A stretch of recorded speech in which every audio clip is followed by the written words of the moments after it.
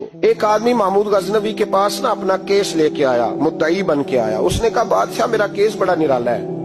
بادشاہ سلامت نے کہا وہ کس طرح؟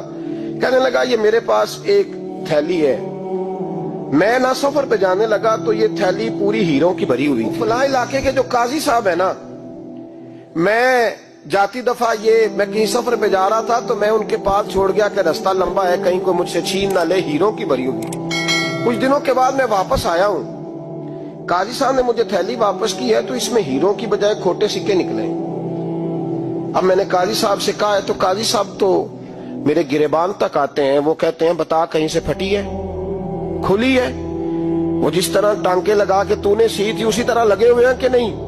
تو حضور لگے بھی بالکل اسی طرح ہے، نہ پھٹی ہے نہ کھلی ہے۔ اب میں لٹ گیا ہوں، میری کل عمر کی کمائی ضائع ہو گئی، کھوٹے سکے کہاں اور ہیرے کہاں؟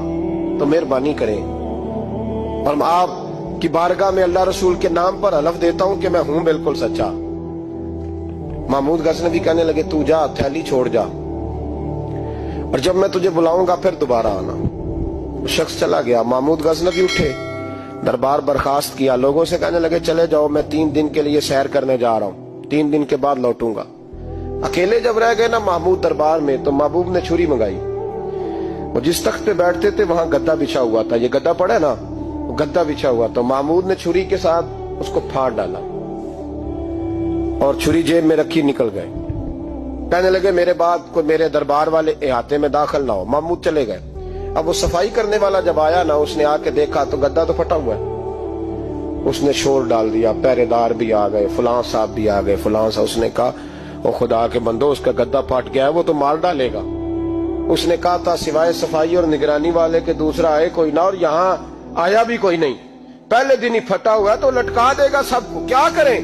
شور ہو گیا، سارے دربار کے ملازمین اکٹھے ہو گئے۔ ایک بندہ بولا، کہنے لگا فکر نہ کرو، میں کیسے بندے کو جانتا ہوں، اس طرح سیے گا کہ جس نے پھاڑا ہوگا اسے بھی پتہ نہیں چلے گا کہاں سے پھٹا تھا، ایسا بہترین رفو کرے گا کہ پتہ بھی۔ اس نے کہا یار ہم سارے 1 مہینے کی تنخواہ دیتے ہیں، تو بندہ بلا۔ وہ بلا لیا اس کو، اس کا نام محمد رفو گر تھا۔ وہ آیا، اس کو گدا دکھایا، اس کا یار اس طرح سینہ پتہ نہ چلے۔ اس نے کہا فکر ہی نہ کرو، میں بڑا کاریگر ہوں۔ بڑے بڑے کاریگر لوگ نہیں ہمارے ملک میں پائے جاتے، کوئی نشان چھوڑتے ہیں پیچھے بڑے۔ احمد رفو گر کہنے لگا اس طرح سیوں گا کہ پھاڑنے والے کو بھی پتہ نہیں۔ ان کا پیسے لے یار تو سی دے۔ اس نے سی دی، اگلے شام ہی لا کے بچھا دیا گدا۔ تیسرے دن بادشاہ سلامت آئے، آ کے پہلی نظر گدے پہ ڈالی۔ اس نے بلایا سب ملازمین کو، کہا کس نے سیا ہے؟ کہا جناب کیا ہوا؟ کہا یہ پھٹا ہوا تھا۔ کس نے؟ کہا نہیں پھٹا ہی نہیں۔ وہ کہنے لگے بنو بات، میں خود پھاڑ کے گیا تھا، تو بتاؤ صحیح سیا کس نے ہے؟ کہا جناب آپ پھاڑ کے گئے تھے تو بتایا کیوں نہیں؟ فرمانے لگے اسی لیے تو بتایا نہیں تھا کہ تم خود تحقیق کر لو، بلاؤ بتاؤ سیا کس نے۔ تو بلا لیا، احمد رفو گر آ گیا۔ اس کو جب بلا کے سامنے بادشاہ کھڑا کیا، کہا بھئی تو نے سیا ہے؟ کہنے لگا حضور آپ کے سارے ملازم کٹھے ہو کے آئے تھے، میری غلطی کوئی نہیں۔ کہا نہیں یار تو بڑا کاریگر ہے، میں نے اپنے ہاتھ سے پھاڑا تھا پر مجھے بھی نہیں پتا چل رہا کہاں سے پھٹا تھا۔ اچھا یہ بتا یہ تھیلی جو ہے یہ بھی تو نے سی تھی؟ اس نے کہا جی آپ کے خادم کا ہی کارنامہ ہے، وہ فلانے علاقے کے قاضی صاحب آئے تھے، اس میں سے ہیرے نکال کے تو کھوٹے سکے بھرے تھے، تو مجھے بھی تھوڑا سا حصہ ملا تھا۔ محمود نے سارے گواہ بھی اکٹھے کر لیے، ثبوت بھی اکٹھے کر لیے۔ پھر قاضی کو بلایا، پہلے سارے ثبوت اور گواہ کیس حل کر لیا۔ پھر ہمارے ہاں یہ حال ہوتا ہے کہ مدعی 2-3 ہفتے کے بعد خود ہی ہاتھ باندھ جاتا ہے، کہنا تسی میری جان چھڈو، مجرم پھڑو پاوے نہ پڑھو۔ وہ کہتا ہے مجھے معافی دو، میں رہا۔ ظلم ہے نا، ظلم زیادتی ہے کہ جو بیچارہ اتنے سوال مجرم سے نہیں ہوتے جتنے مدعی سے ہوتے۔ آپ یقین کریں اتنے سوالات ہوتے۔ سارے ثبوت اکٹھے کر کے قاضی صاحب کو بلایا، تنہائی میں لے جا کے محمود غزنوی نے کہا قاضی صاحب آپ سے غلطی ہو گئی، غریب آدمی تھا، وہ لٹ گیا ہے، اس نے تو بڑی مشکل سے کچھ ہیرے جمع کیے تھے اور اس کی کل کائنات تھی، تو آپ اس کا مال اسے دے دیں، بات ختم۔ قاضی صاحب کہنے لگے آپ مجھ پہ الزام لگا رہے ہیں، سوال ہی نہیں پیدا ہوتا، آپ میری داڑھی دیکھیں، آپ میرا اعزاز دیکھیں، دنیا جانتی ہے میں اس کا۔ قاضی صاحب انسان بھول ہی جاتا ہے، بندہ بھول جاتا ہے، غلطی ہوگی، مال نے کہا نہیں سب۔ کہا میں تنہائی میں پوچھ رہا ہوں، میں اس وقت پوچھ رہا ہوں جب دوسرا موجود کوئی نہیں، آج توبہ کر لے، میں کچھ نہیں کہوں گا، تو میری زبان پہ اعتبار کر، تجھے پتہ ہے میں جو کہتا ہوں اس پہ عمل بھی کرتا ہوں، باز آ جا۔ پر قاضی نے کہا نہیں میری غلطی کوئی نہیں، महमूद ने फिर भरे दरबार में बुला लिया। मजमा आम में मोहलत के दिनों में जो तौबा कर ले वो बच जाते हैं, लेकिन लोग रुस्वानियों के दिनों में फिर वापस लौटते हैं अगला घर देख के, फिर हालात और तरह के हो चुके होते हैं। जब भरे दरबार में काजी को बुलाया, भाई तू मानता है कि नहीं? उसने कहा नहीं। तो कहा बुलाओ अहमद रफूगर को। जब अहमद रफूगर आया तो बूढ़े काजी की टांगे कांपने लगी, जुमले टूटने लगे, लफ्ज जमीन पर गिरने लगे, बात सही नहीं होती, जुबान लड़खड़ाने लगी।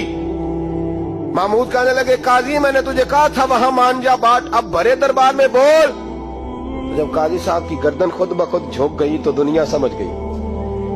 कहा निकल जा मेरे दरबार से। महमूद बोले निकल जा, इतनी तुझे इज्जत दी, इतनी बड़ी तनख्वाह दी, काजी बनाया, और ये थोड़ी सी रकम के लिए, थोड़ी सी रकम के लिए तो बददियानत हो गया, चल चला जा, निकल। काजी दरबार से निकला तो लोग लानते बरसाने लगे। कल जो दुकानें छोड़ के सलूट करने आते थे वो कहने लगे इसकी उम्र देखो, इसके काम देखो, देखो इसने क्या किया।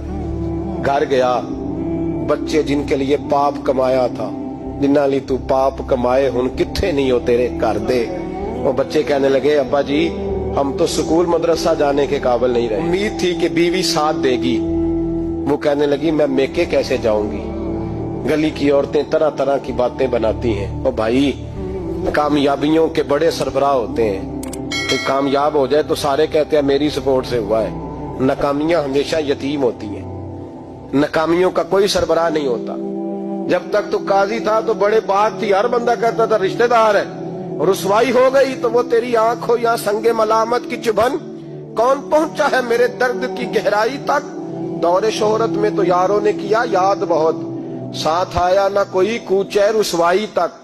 और मियाँ साहब कहने लगे सारी उम्र ही आटा गुद है, मैं लखा कीते नहीं पेड़े, अब वक्त आया ही ते मोहम्मद बख्शा कोई नहीं हूं बैठा नेड़े। हालात ही बदल गए। काजी खामोशी से अंदर चला गया, अपनी रुसवाई समेट के बिस्तर पे लेटा। न रोटी की भूख लगी, न पानी की प्यास लगी, न नींद आई, सारी रात तड़पता रहा। सवेरे घर वालों ने दरवाजा खोला तो रूह परवास कर गई थी, दुनिया छोड़ गया। हजरत अबू नूर अलैहिर्रहमा बोले, फरमाने लगे याद रखो कभी बददियानती न करना, कभी। ये तो महमूद गजनवी की अदालत थी, कयामत में रब करीम की अदालत लगेगी। और फरमाया वहां तो गवाही देने वाला अहमद रफूगर था, कयामत में तो तुम्हारे अपने हाथ पैर गवाहियां देंगे, हमारा अपना वजूद गवाही देगा। और फरमाया यहाँ तो लानते दुनियादार बरसाते थे, वहां फरिश्ते होंगे। और काजी को तो मौत आ गई थी, कयामत में तो दोबारा मौत भी कोई नहीं आएगी, वहां तो रहना है और सहना है।